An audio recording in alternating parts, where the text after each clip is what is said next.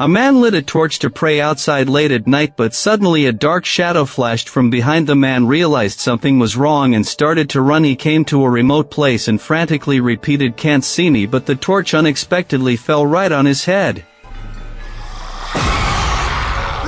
Strange things continued to happen in the following days. A girl prepared to elope with Ian in the middle of the night. Unexpectedly, a creepy sound of death echoed around her. Frightened, she hid in a wooden house ahead and urged Ian to come find her immediately, but the other person looked around, wondering what was happening. Can the girl escape from the disaster after all? Without further ado, the story begins. A shaman was placing a talisman into the man's body, saying that as long as he paid the corresponding price, he could gain good luck and wealth, but the price was that he could never have offspring again. A woman told her daughter Netta to take care of her younger brother, and said a strange thing: "No matter what, don't let it see you." After saying that, the woman turned around and left. What does it refer to? Shortly after the woman left, a strange sound came from outside the window. Fortunately, it was just a black cat. Netta vigilantly closed the window, but the younger brother kept crying non-stop, so Netta had to take a kerosene lamp and go out to look for her mother. On the other side, the woman came to the shaman's residence and shouted to hand over her husband Jack. The shaman in the house was very impatient. After hearing this, Jack went out and asked the woman to go back immediately, but the other party said she didn't want him to believe in demons. While the two were arguing, Netta's voice suddenly came from behind, but Jack shouted, "It's coming," as if he had seen the god of plague. As he spoke, he pulled his wife to enter the house. The woman still wanted to run to take her daughter with them, but she fell and fainted. Jack hurriedly carried his wife into the house and then closed the door.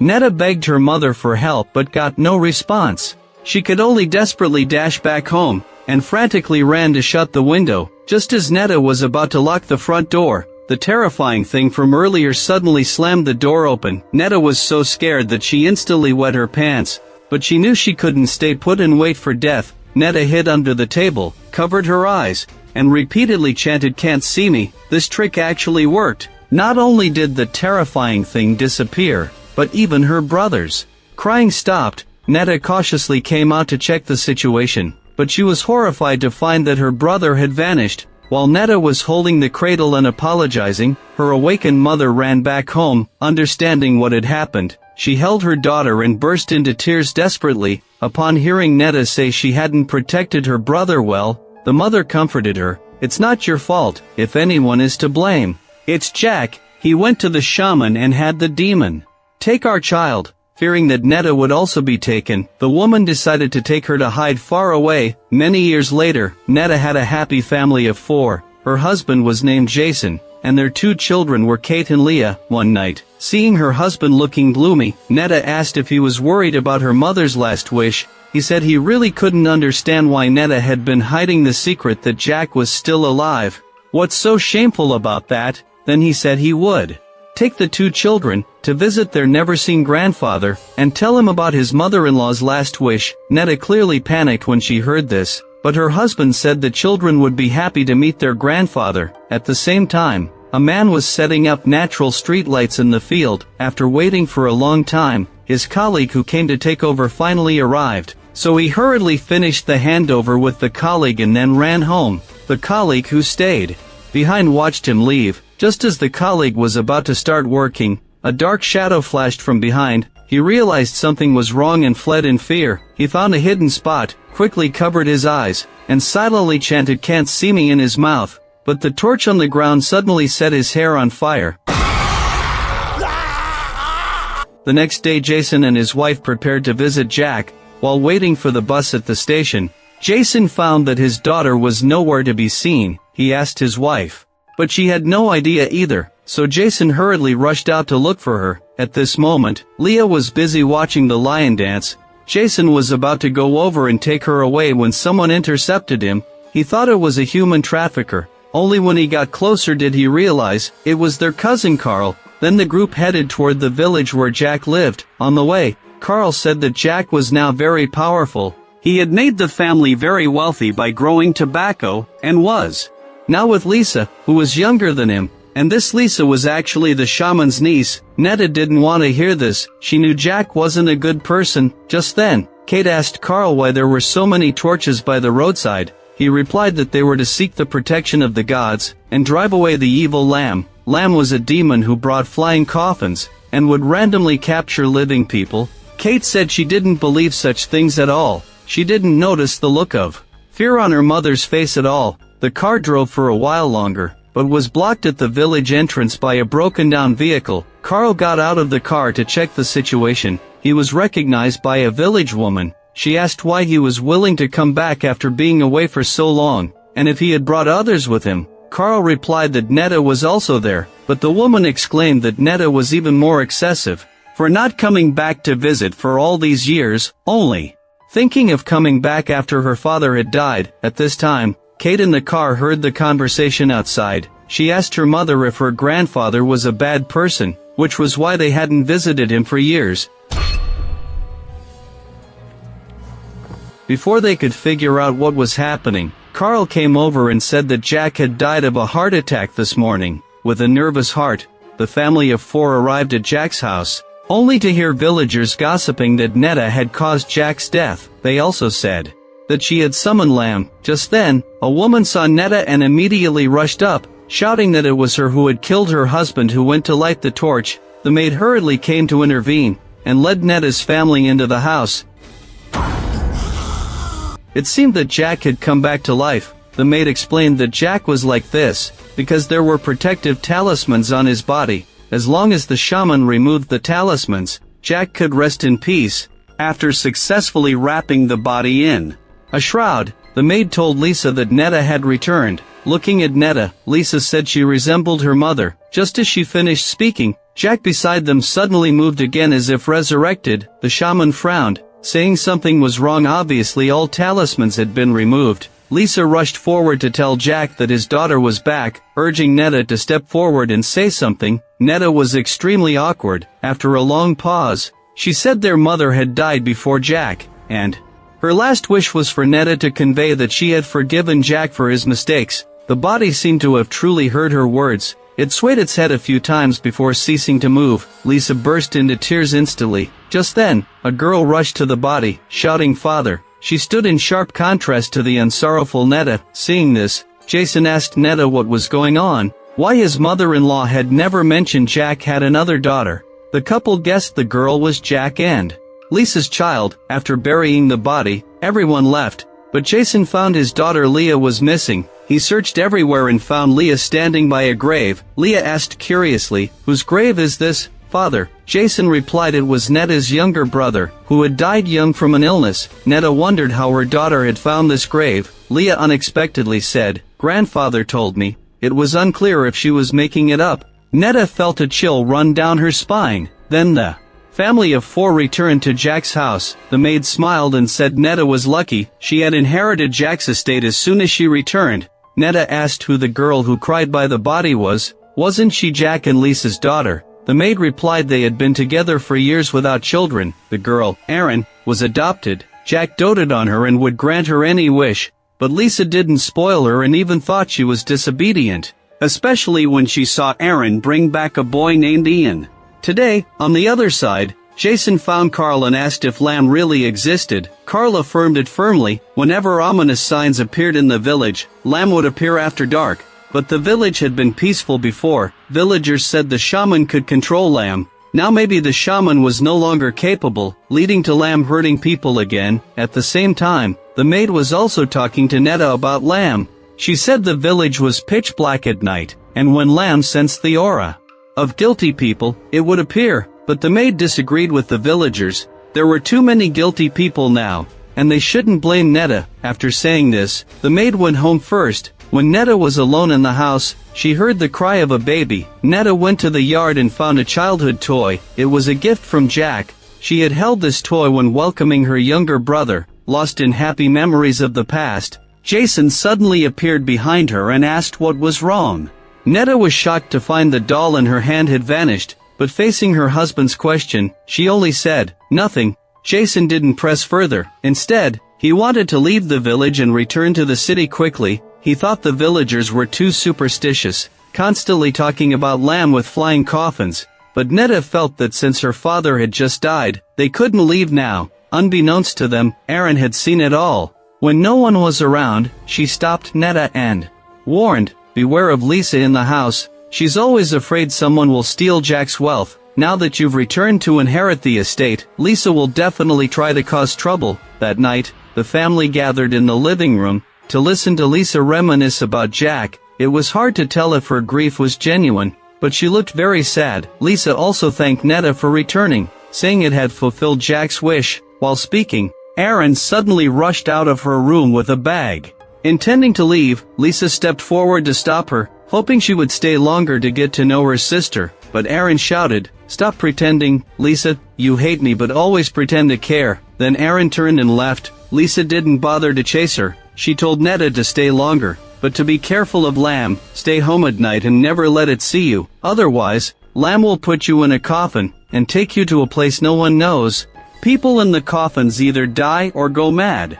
On the other side, Aaron took the cash and certificates from Lisa's room. Ian didn't understand why she needed certificates. They should take all the money. Aaron called him an idiot. These tobacco certificates can be sold for money. Late at night, Jason woke up and found his son Kate wasn't beside him. He hurried to the living room to look for him. Jason found Kate hiding in the corner playing with a toy. Jason asked Kate to turn off the noisy toy. Kate asked, "Do you really believe in Lamb?" Jason replied, "You don't have to believe, but respect it." Just then, the window opened inexplicably, sensing danger. Jason quickly took his son to hide. Jason held up a mirror and through it, he found that the demon actually existed. He thought to himself that his son was really a headache, so he hugged his son tightly and chanted, "Can't see me." Unexpectedly, his son suddenly opened his eyes and shouted, "It's grandfather!" At the same time, Ian and Aaron prepared to leave the village overnight, but found that the motorcycle couldn't start no matter what. Aaron realized something was wrong, and fled in fear into a wooden house ahead. She urged her boyfriend to come up quickly, but Ian didn't understand what she was afraid of, so he looked around and said there was nothing there.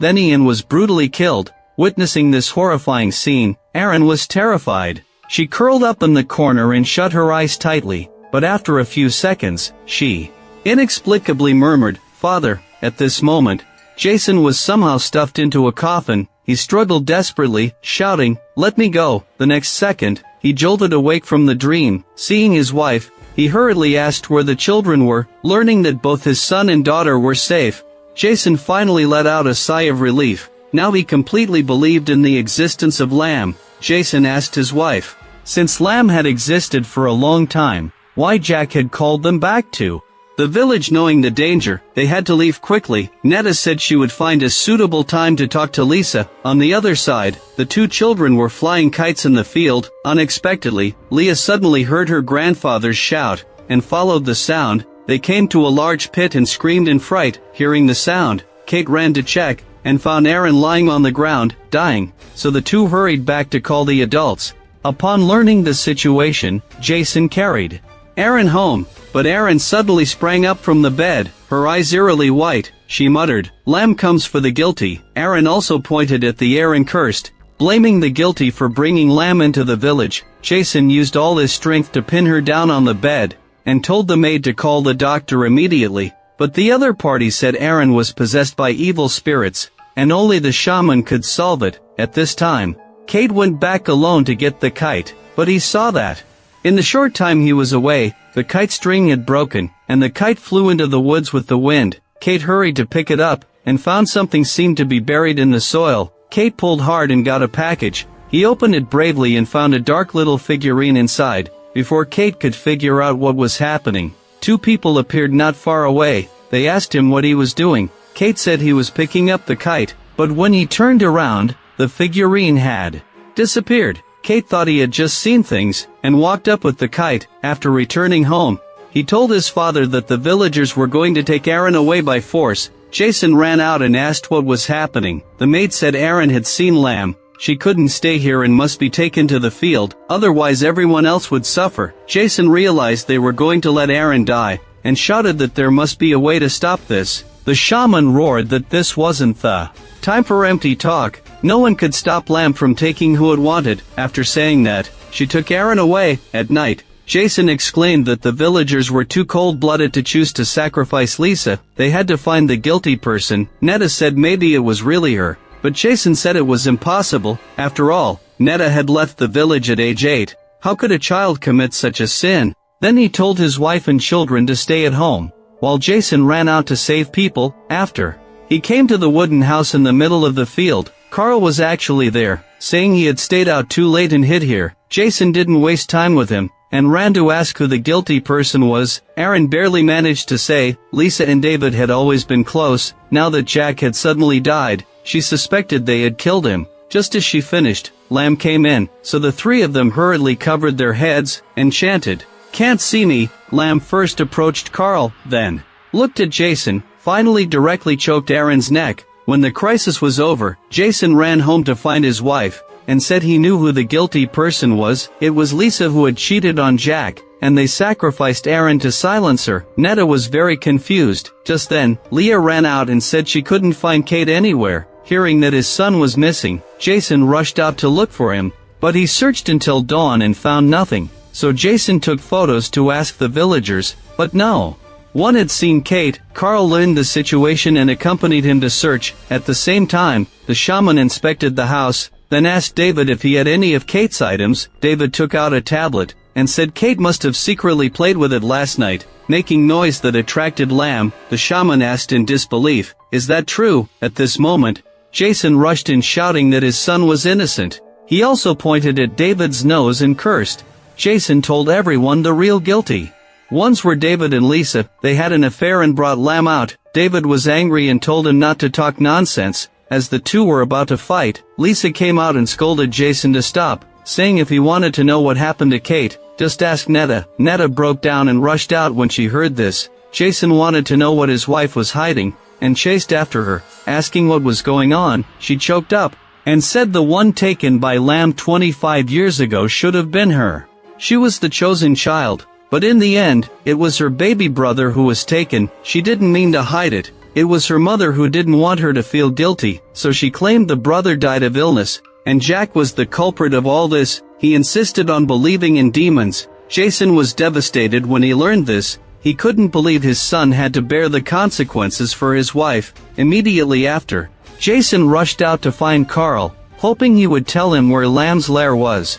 He had to bring his son back no matter what. Carl actually knew where it was. At this time, Leah came to her mother and said, "You must express your love to your children." Netta didn't understand why her daughter said that. Leah said it was taught by her grandfather. Netta asked where her grandfather was. Leah pointed to the wardrobe. The wardrobe door actually opened by itself. Netta stepped forward in disbelief to check. Netta quickly calmed herself and opened the cabinet door again, but she saw nothing inside. Leah said she often talked to her grandfather, who told her that Lamb would take her or Kate away. Realizing she had to solve the problem, Netta told her daughter to stay home, then went to the graveyard to blame her father for not loving her. She accused him of harming her brother out of revenge, and now trying to make her lose her son. Netta regretted coming back, and regretted delivering her mother's message. Lisa, who had followed her, contradicted her. She said Jack had actually realized his mistakes later, and took out the letters Jack had written to Netta. Lisa said that Jack had been longing to see his daughter all these years. Netta didn't understand what she meant, blaming Lisa and David for shamelessly summoning Lamb and killing Jack. But Lisa said Jack had known about her and David, and had even blessed them. Besides, Jack's death had nothing to do with them. Then she revealed the truth hidden for years. Lisa had been forced into marriage. Years ago, Jack owed the shaman money, but the shaman told him he didn't need to repay it,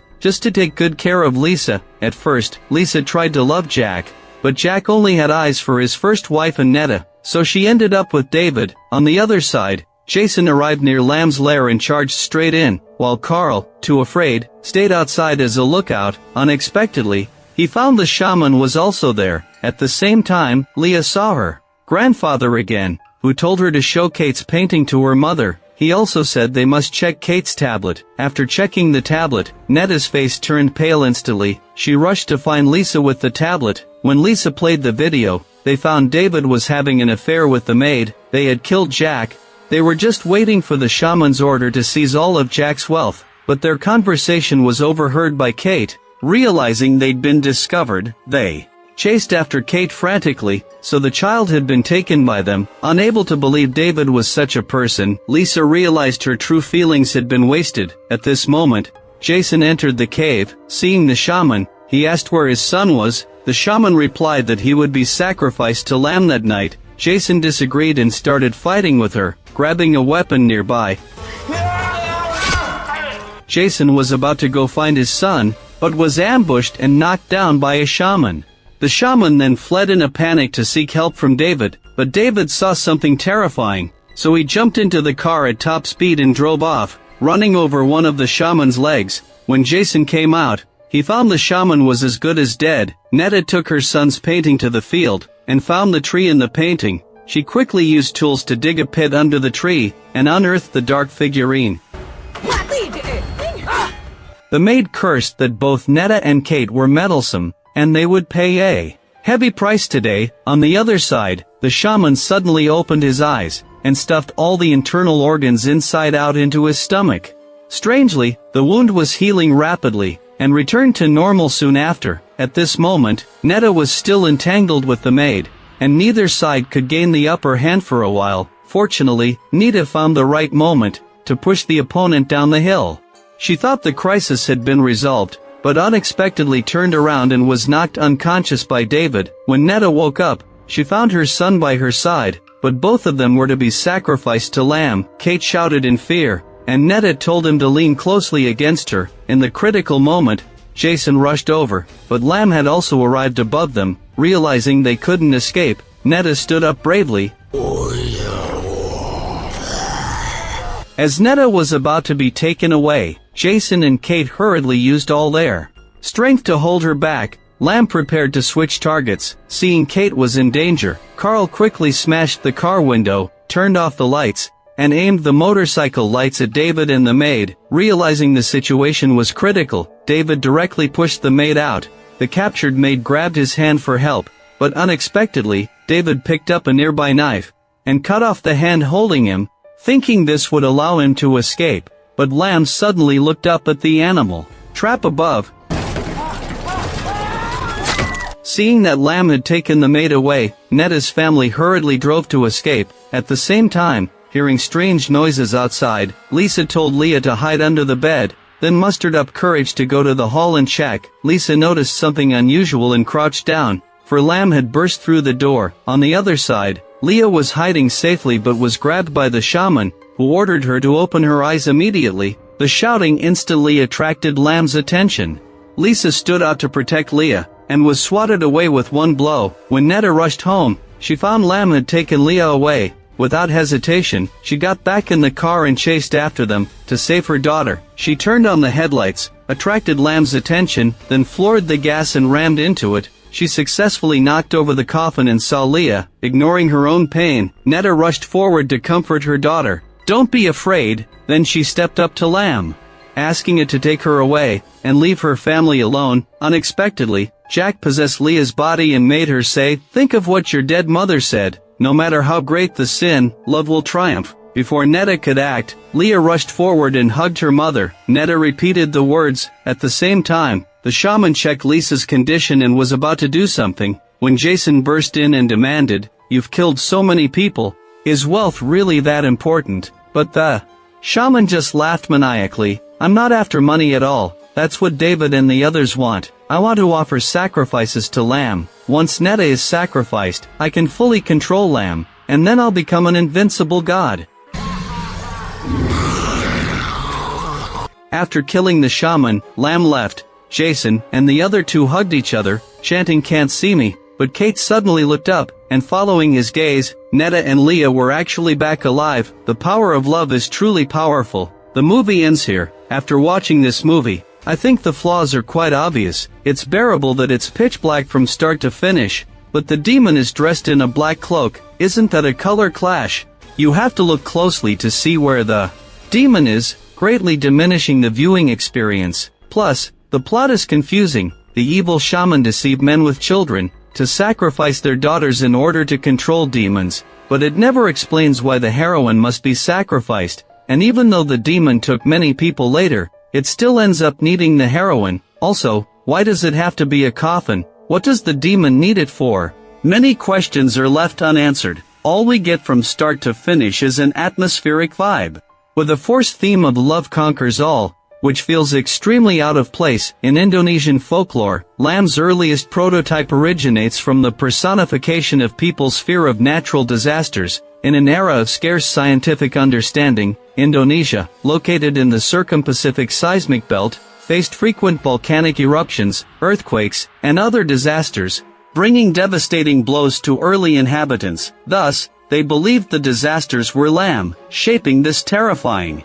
image. As for the coffin, in local funeral culture, it represents reverence and imagination of the unknown. Carrying a coffin is indeed frightening, so the two were integrated, elevating Lamb's terrifying image to a new level. Well, that's the end of today's commentary. If you like my commentary, please subscribe to my channel. Your support is my greatest motivation. See you next time.